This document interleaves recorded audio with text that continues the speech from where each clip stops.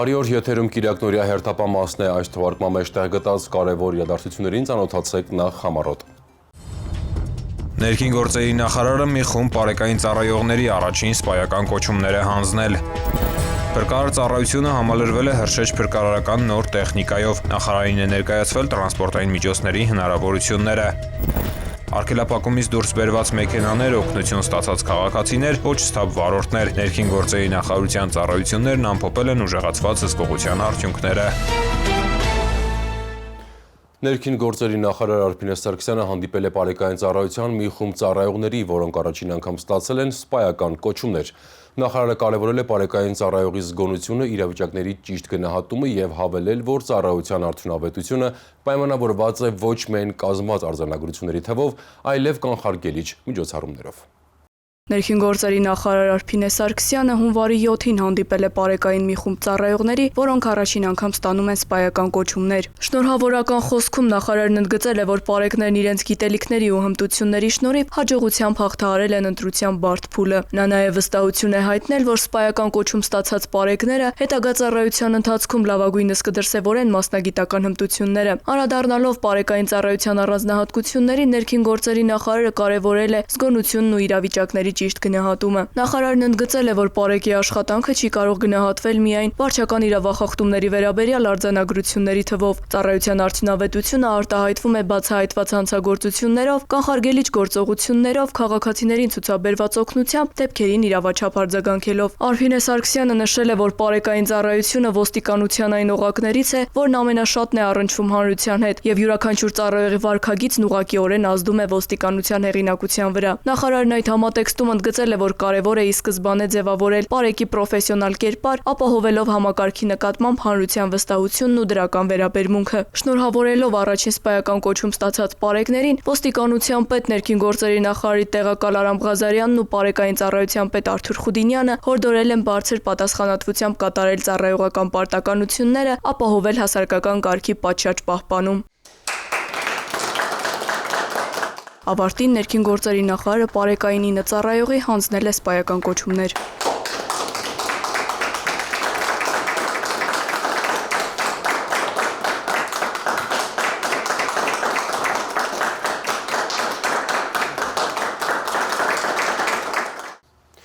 Ներքին գործերի նախարարության փրկարար ծառայությունը համալրվել է հրշեջ փրկարարական նոր տեխնիկայով։ Նախարար Սարգսյանն է ներկայացվել հրշեջ փրկարարական գույք սարքավորումների, հատուկ տեխնիկայի եւ տեխնիկական միջոցների ամբողջական համալիրը։ Ներքին գործերի նախարար Արփին Սարգսյանը փրկարար ծառայության տնօրեն ներքին գործերի նախարարի տեղակալ Կամո Ցուցուլյանի ուղեկցությամբ ծանոթացել է ծառայությանը տրամադրված հրշեջ փրկարարական նոր տեխնիկային։ Նախարարին է ներկայացվել նաև հրշեջ փրկարարական գույք սարքավորումների, հատուկ տեխնիկայի եւ տեխնիկական միջոցների ամբողջական համալիրը։ Ներքին գործերի նախարարության փրկարար ծառայության կարիքների համար ձեռք են բերվել հրշեջ փրկարարական 8 եւ կենցաղային կանչեր սպասարկելու համար նախատեսված 10 տրանսպորտային միջոցներ, որոնք տրամադրվեն փրկարար ծառայության տարածքային ստորաբաժանումներին։ Նախարարն ընդգծել է, որ տեխնիկական հագեցվածության բարձր մակարդակը եւ ծառայողների պատրաստվածությունը կարևոր պայման են քաղաքացիների կյանքի եւ անվտանգության ապահովման, ինչպես նաեւ արտակարգ իրավիճակներին արդյունավետ արձագանքման համար եւ նշել, որ փրկարար ծառայության նյութատեխնիկական բազայի արդիականացման աշխատանքները շարունակական են լինելու։ Ինչպես հայտարարվել էր, ներքին գործերի նախարարության ենթակա ծառայությունները տոնական օրերին հանրապետության ողջ տարածքում իրականացրել են ուժեղացված ծառայություն։ Փրկարարներն ու ոստիկանները 24/7 ռեժիմով ապահովել են հասարակական կարգը, երթևեկության անվտանգությունը եւ քաղաքացիներին ցուցաբերել անհրաժեշտ օգնություն։ Ինչպես հայտարարվել էր, ներքին գործերի նախարարության ենթակա ծառայությունները տոնական օրերին հանրապետության ողջ տարածքում իրականացրել են ուժեղացված ծառայություն։ Փրկարարներն ու ոստիկանները ապահովել են հասարակական կարգն ու երթևեկության մասնակիցների անվտանգությունը, արգելափակումից դուրս են բերել տրանսպորտային միջոցներ, քաղաքացիներին ցուցաբերել համապատասխան օգնություն։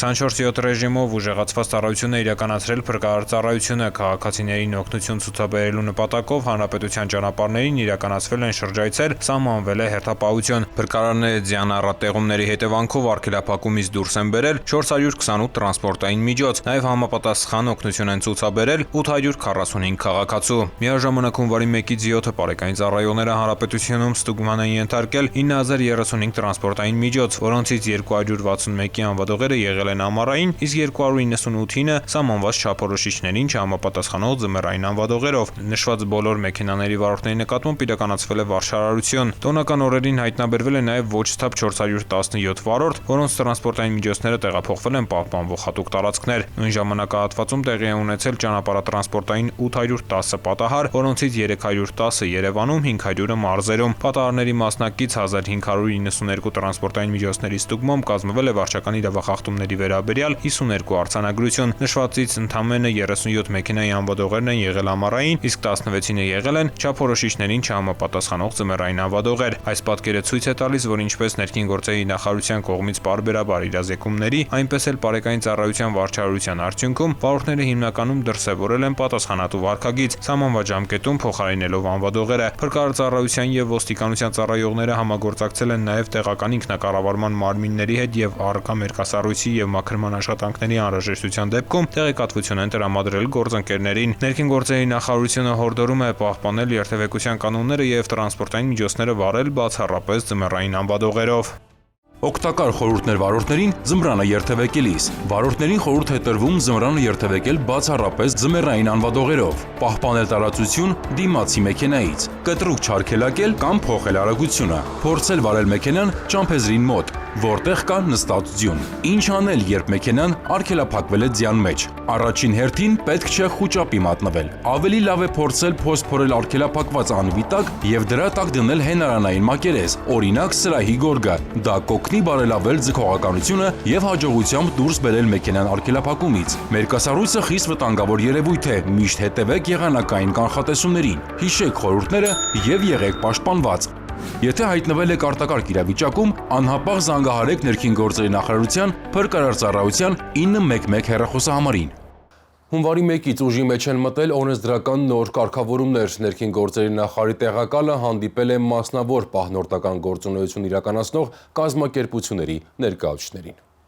Ներքին գործերի նախարարի տեղակալ Արմեն Մկրտչյանը դեկտեմբերի 30-ին հանդիպել է պահնորդական գործունեություն ծավալող մասնավոր կազմակերպությունների ներկայացուցիչներին։ Մասնակցել են նաև ներքին գործերի նախարարության պատասխանատու ստորաբաժանումների ներկայացուցիչներ։ Հունվարի 1-ից ուժի մեջ կմտնեն նոր օրենսդրական կարգավորումներ, համաձայն որոնց մի շարք օբյեկտների պահպանությունը ոստիկանությունից փոխանցվում է մասնավոր պահնորդական կազմակերպություններին։ Այդ համատեքստում Արմեն Մկրտչյանը նշել է, որ գործընթացի սահուն անցման նպատակով ներքին գործերի նախարարությունը որպես լիազոր մարմին պատրաստ է մեթոդապես աջակցել մասնավոր հատվածին պահպանությունը պատշաճ իրականացնելու համար։ Նա նշել է, որ այդ օբյեկտները ունեն առանձնահատկություններ, որոնք կարևոր է տիրապետել եւ դրանց պահպանությունն առավել զգոն կազմակերպել։ Միաժամանակ Արմեն Մկրտչյանը հիշեցրել է, որ հունվարի 1-ից ուժի մեջ կմտնեն նաեւ օրենսդրական մյուս կարգավորումները, ըստ որոնց լիցենզիա ստացած մասնավոր պահնորդական գործունեություն իրականացնող կազմակերպությունները պարտավոր են իրենց լիցենզիաները համապատասխանեցնել օրենքով սահմանված նոր պահանջներին եւ այդ պահանջները չկատարելու դեպքում նախարարությունն իր մանդատի շրջանակում հետամուտ կլինի պահնորդական կազմակերպությունների լիցենզիայի գործողության դադարեցմանը։ Քննարկվել են մասնավոր պահնորդական գործունեության իրականացման ընթացքում առաջացած կազմակերպչական եւ իրավական խնդիրները, պետական օբյեկտների պահպանության առանձնահատկությունները։ Անդրադարձ է կատարվել նաեւ անձնակազմի համալրման եւ պատրաստվածության հարցերին, պահնորդների տարիքային շեմին եւ զենքի լիցենզավորման գործող ընթացակարգերին։ Կազմակերպությունների կողմից բարձրացված խնդիրները գույքագրվել են դրանց արդյունավետ լուծումներ գտնելու նպատակով։ Մասնավոր հատվածի ներկայացուցիչները կարևորել են համագործակցությունը, վստահեցնելով, որ պատշաճ կերպով ապահովելու են պահպանությունը եւ պատրաստակամություն հայտնել ներգրավել առաջարկվող լուծումների մշակման գործընթացում, իսկ ներքին գործերի նախարարությունը մշտադիտարկելու է ընթացքը։ Ներքին գործերի նախարարի տեղակալ Արմեն Մկրտչյանի խոսքով ոլորտի լավարկման նպատակով նման օրինակ հանդիպում քննարկումները շարունակական են։ Կառավարությունն իրազեկում է։ Կասկածելի անձանց եւ կազմակերպությունների միջոցով մի ստացեք եւ մի փոխանցեք դրամական միջոցներ։ Հարգելի քաղաքացիներ, ներքին գործերի նախարարության ոստիկանությունը հորդորում է դրսևորել առավելագույն զգոնություն, երբ անծանոթ անձինք հորդորում կամ խնդրում են իրականացնել դրամական միջոցների ընդունում եւ փոխանցում։ Ձեռնպահ մնացեք կասկածելի գործունեություն իրականացնող հիմնադրամների կամ կառույցների միջոցով դրամական որևէ փոխանցում ընդունելուց կամ կատարելուց։ Այդպիսի փոխանցումների հետևանքով կարող եք ոչ միայն ֆինանսական կորուստներ ունենալ, այլև ձեր կամքից անկախ դառնալ հանցավոր շղթայի մի մասը։ Եղեք զգոն, եւ չեք դառնա զեղծարարության զոհ։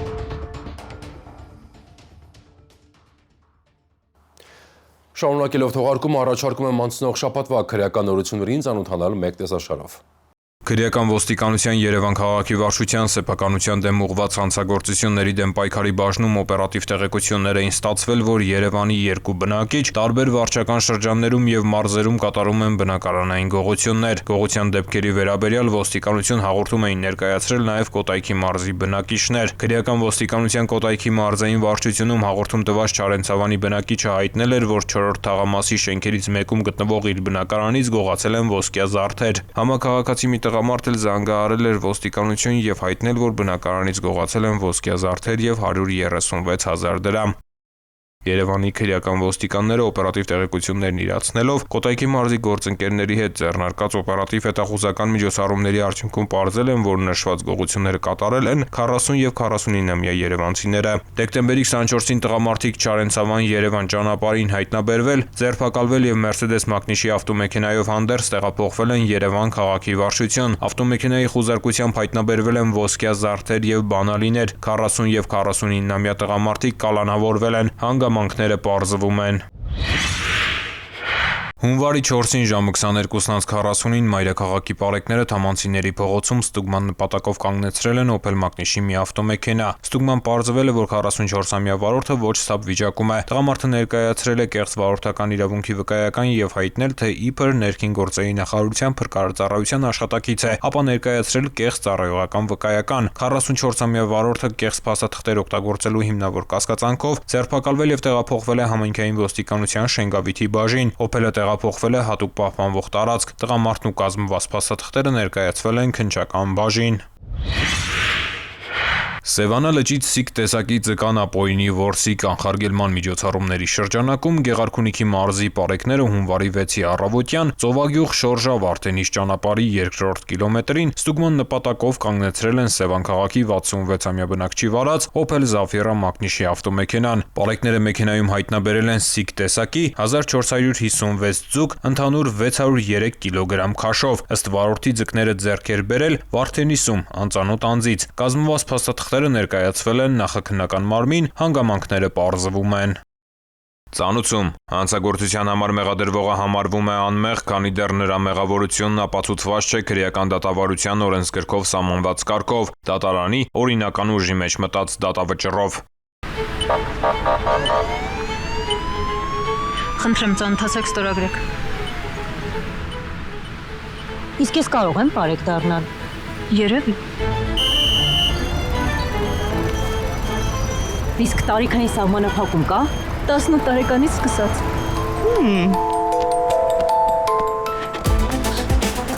Իսկ ֆիզիկական պատրաստվածությունը կարևոր է։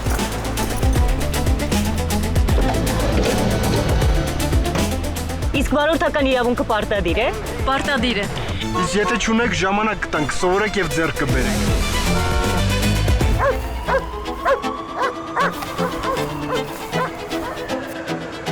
Իսկ քաղաքացիությունը պարտադիր է։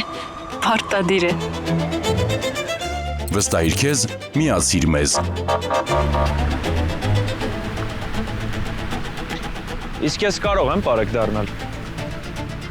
Երևի։ Հայաստանի Հանրապետության ներքին գործերի նախարարությունը հայտարարում է բարեկային ծառայության ընդունելություն։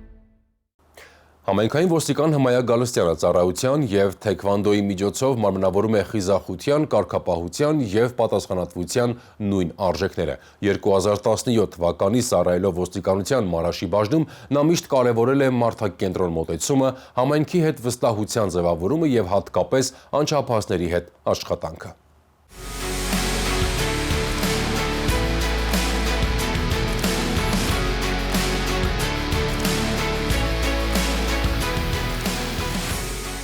Ոստիկանությունում ծառայությունն ու մարտարվեստը առաջին հայացքից թեև տարբեր ուղղություններ են, սակայն երկուսն էլ հիմնված են նույն արժեքների վրա՝ խիզախություն, կարգապահություն եւ պատասխանատվություն։ Առաջինի հիմքում հասարակության անվտանգության ապահովման գաղափարն է, երկրորդի դեպքում ինքնակատարելագործման։ Այս սկզբունքների համադրությունն էլ ձևավորում է համայնքային ոստիկանի կերպարը՝ հավասարակշիռ, նպատակասլաց եւ մարդակենտրոն։ Այդ կերպարը ձևավորողներից է համայնքային ոստիկանության Մարաշի բաժնի ծառայող Հմայա Գալստյանը։ Ազնվությունն ու աշխատասիրությունը ուսումնասիրությունը եղել է նրա դաստիարակության հիմքում, իսկ ծառայության ռիթմին վաղուց էր ծանոթ։ Ընտանիքում այլ ծառայողներ եւս կային, որոնց օրինակով էլ հենց ոգեշնչվել էր պատասխանատու եւ հանրօգուտ ճանապարհ ընտրելիս։ Ոստիկանությունում ծառայել եմ 2017 թվականից, սիրել եմ միշտ ծառայությունը, համազգեստ է։ Ընդունվել եմ ոստիկանության կրթահամալիր, սովորել ավարտել եմ եւ նշանակվել եմ ոստիկանության Մանաշի բաժնում։ Ծառայությունը ինքը իրանով բարդություն ներկայացնում է, ես արդեն ծառայության մեջ եղել էի, հայկական բանակում ծառայելու ժամանակ այդ բարդությունները տեսել եմ, բայց եթե ինչ-որ նպատակ ես դնում, այդ նպատակին հասնելու համար խոչընդոտներին ուշադրություն շատ չես դարձնում։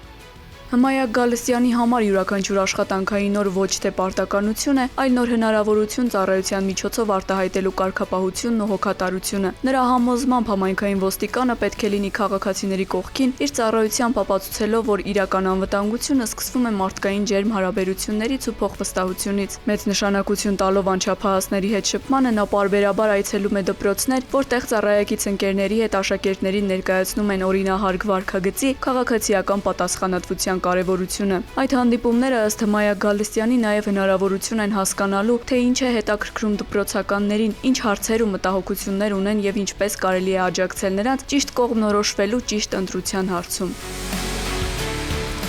Զգեստապահարանում կողք կողքի իրենց տեղն ունեն ոստիկանական համազգեստը, վկայելով նրա ծառայողական պատասխանատվության մասին, զինվորական համազգեստը, հիշեցնելով անցած ռազմական ուղին եւ կիմանուն, արտահայտելով ներքին խաղաղությունն ու ինքնակառավարման արվեստը։ Երբ ծառայությունն ավարտվում է, ոստիկանական համազգեստին փոխարինում է մարզականը։ Հմայակի կյանքում թեքվանդոն ոչ թե պարզապես մարզաձև է, այլ մտածելակերպ, գործելաոճ։ Նա վստահ է, որ տարիների ընթացքում զբաղվելով սպորտի այս տեսակով, կոփվել է ոչ միայն ֆիզիկապես, այլև հոգեբանորեն։ Մարզումները սովորեցրել են վերահսկել հույզերն ու զգացմունքները, գործել սառնասրտորեն եւ լինել հավասարակշիռ։ Միշտ սիրել եմ եւ հետաքրքրվել եմ արևելյան մարտարվեստով, հատկապես տայկվանդոյով։ Առաջին մրցումներս եղել է բնականաբար Հայաստանում, եղել է Հայաստանի Հանրապետության բացառաշնությունը,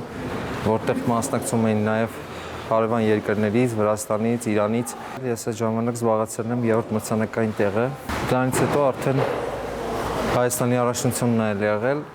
որտեղ զբաղեցրել եմ առաջին մրցանակային տեղը։ Պարգևների ու մեդալների մեջ իր ուրույն տեղն ունի արիության մեդալը, որը Հմայակ Գալստյանի կյանքում ամենակարևոր գնահատականներից է։ Բացի ծառայությունից նա նաև հաջողություններ է գրանցել սպորտում, դառնալով Հայաստանի հնգակի չեմպիոն եւ միջազգային մրցաշարերի մրցանակակիր։ Նա համոզված է, որ ծառայության ընթացքում ֆիզիկական ուժը պետք է զսպվածությամբ եւ առողջ դատողությամբ ուղղորդվի։ Այդ պատճառով ծառայության մեջ երբեք չի կիրառում մարզական հնարքները։ Թայքվանդո մարզաձևը օլիմպիական մարզաձև է եւ իր հնարքները արգելվում է մրցաշարերից դուրս կիրառել։ Այդ իսկ պատճառով ծառայության մեջ հիմնականում չի կիրառվում տայկվանդոյի հնարքները, բայց ամեն դեպքում սպորտով զբաղվելը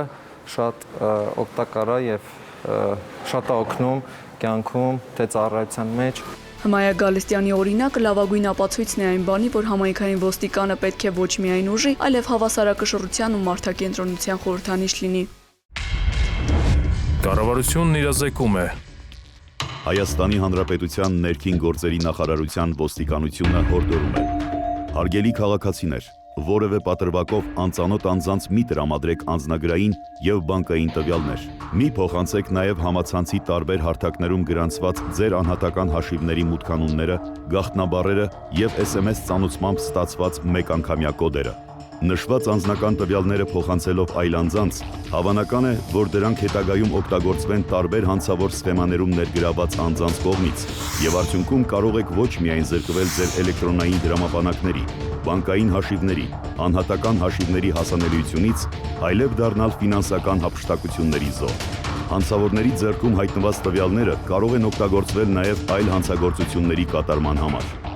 Եղեք զգոն, պահպանեք ձեր անձնական տվյալները։ Շաբաթվա կարևորները այսքանն էին, ես ձեզ հրաժեշտ եմ տալիս, հաջողություն։